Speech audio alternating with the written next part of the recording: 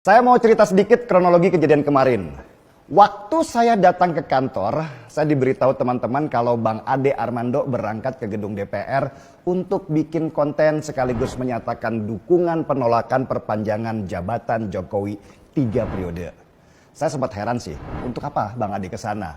Saya sudah mencium ada ketegangan yang tinggi dalam demo mahasiswa kali ini. Bukan karena mahasiswa dan tuntutannya, tapi karena banyak simpatisan yang menyusup dan hendak balas dendam ke polisi karena peristiwa kilometer 50. Dibakarnya pos polisi di Pejompongan, itu bagian dari strategi mereka untuk membuat kerusuhan. Tapi sayangnya gagal total. Tapi Bang Ade punya pikiran lain. Bang Ade Armando fokus pada mahasiswanya. Bang Ade itu seorang dosen dan dia tahu banget karakter mahasiswa yang kritis. Kali ini Bang Ade Armando hadir untuk memberikan dukungan penolakan perpanjangan jabatan 3 periode. Hal yang sudah kami tolak sejak setahun lalu. Dan datanglah dia ke sana dengan kewaspadaan yang minimalis karena menganggap dirinya juga bagian daripada perguruan tinggi. Sampai akhirnya datanglah provokasi dari seorang emak-emak yang jelas bukan mahasiswa karena sudah tua yang memaki-maki Bang Ade. Dan keributan ini mengumpulkan massa yang kemudian datang mendekat dan dengan beringas memukuli Bang Ade Armando, seorang bapak yang berusia 61 tahun. Lalu kita dengan miris menonton pertunjukan kotor di bulan Ramadan, bulan yang dianggap suci, dengan tontonan seorang bapak yang dipukuli, lalu ada teriakan, darahnya halal, darahnya halal. Lalu terdengar lantunan ayat suci seolah-olah pemukulan dan penelanjangan itu bagian dari ajaran agama. Untunglah masih ada orang-orang baik di sekitar Bang Ade yang melindungi dia. Bahkan ada yang berantem dengan orang yang memukuli dia. Saya membayangkan apa yang terjadi kalau tidak ada yang melindungi Bang Ade Armando. Dia bisa tewas di tempat diiringi sorak-sorai kemenangan. Persis seperti di film G30 SPKI. Waktu para PKI membunuhi para jenderal dan memasukkan mereka ke lubang buaya.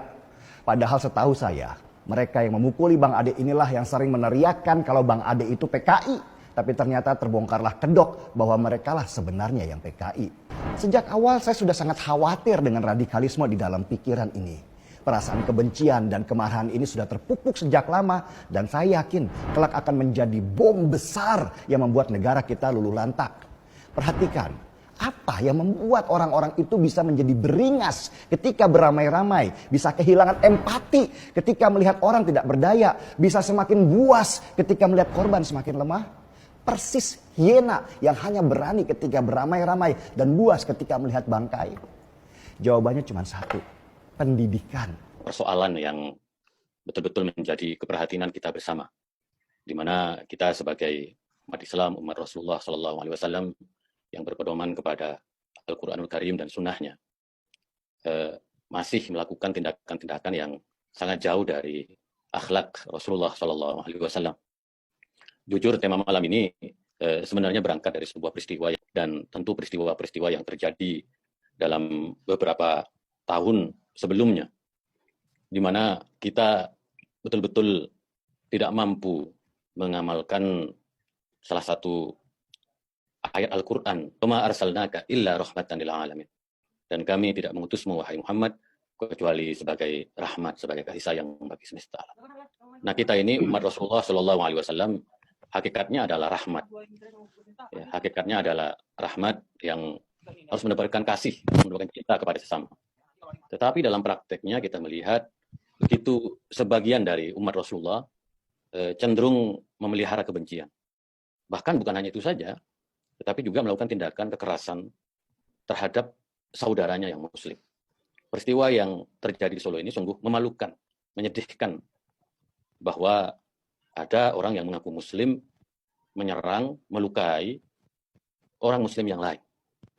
Bayangkan di dalam hadisnya Rasulullah bersabda, "Al-mu'min akhul mu'min la yada' nasihatahu ala kulli hal."